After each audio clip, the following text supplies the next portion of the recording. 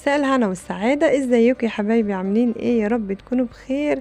النهاردة ان شاء الله هنعمل مع بعض بسكوت الغلابة.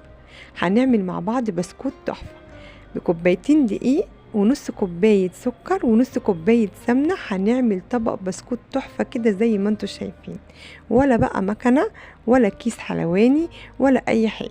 هنعمله النهاردة بسكوت تحفة واقتصادي وجميل جدا جدا زي ما انتوا شايفين. شكله جميل وطعمه كمان احلى واحلى.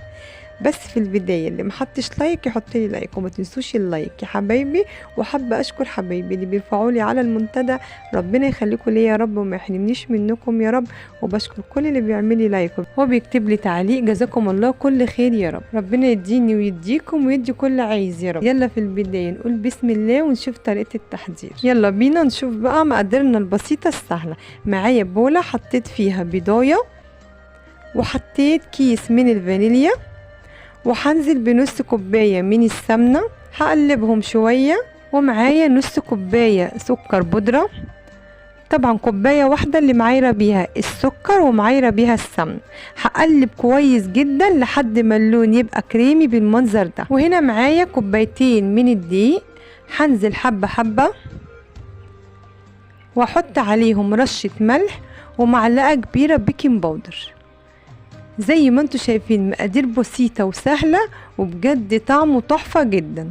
وهنا هنزل بحبة حبة من الدقيق لحد ما ياخد كده اخر حاجة كده في الدقيق. وانا النهاردة استعملت كوبايتين من الدقيق. ما شاء الله على العجينة تحفة بجد، شايفين ما شاء الله عاملة ازاي، جميلة جدا جدا. انا هنا بقى معايا القمع الصغير ده، ولا بقى مكنه ولا نتعب نفسنا بمكنه ولا اي حاجه. القمع ده جميل جدا جدا ورخيص مش غالي، زي ما انتوا شايفين كده ما شاء الله بعمل بيه ما شاء الله جميل جدا جدا. انا هنا مولعه الفرن على درجه حراره 160. البسكوت زي الغريبه وزي البيتيفور بيبقى عايز نار هاديه، ما نعليش النار عليه علشان ما يتحرقش مننا ولا اي حاجه.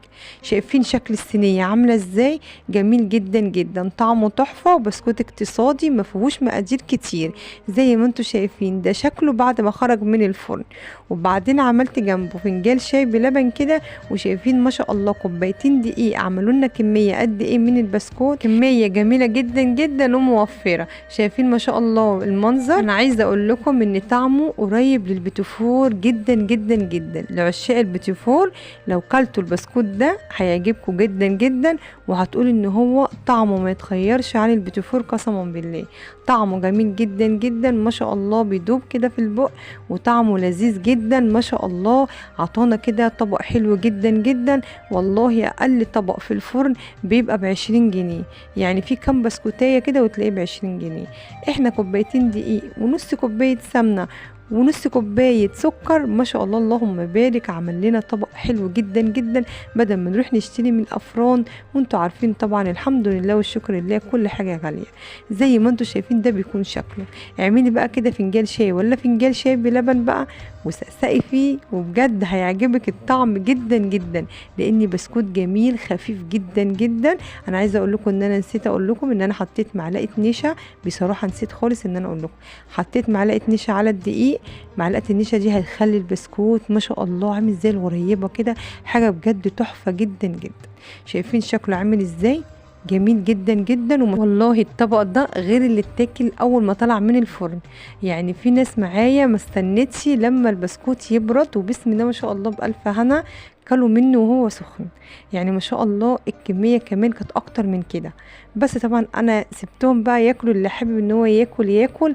قلت مفيش مشكله، يعني ادام انا معايا طبق حلو زي دوت خلاص اللي اتفضل التاني مش لازم يتصور. وخليتهم بالهنا والشفا اكلوه وكان طعمه تحفه جدا. وزي ما انتوا شايفين ده فيديو النهارده، فيديو سهل جدا وبسيط. يا رب فيديو النهارده يعجبكم. اشوفكم في فيديو جديد ووصفه جديده، والسلام عليكم ورحمه الله وبركاته.